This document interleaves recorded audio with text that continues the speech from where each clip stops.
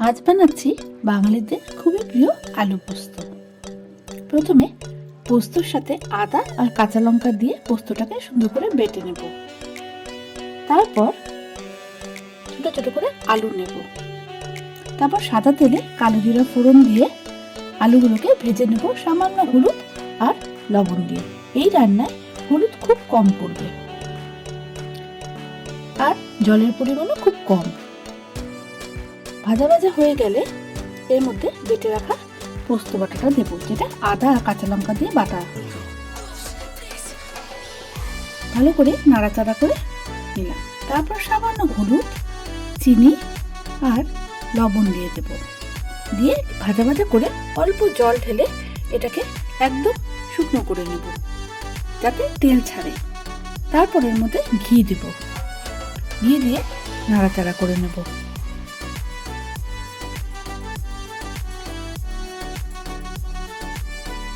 এভাবে আমরা তৈরি করে নেব আলু পোস্ত, যেটা গরম ভাতের সাথে খুবই ভালো যায়।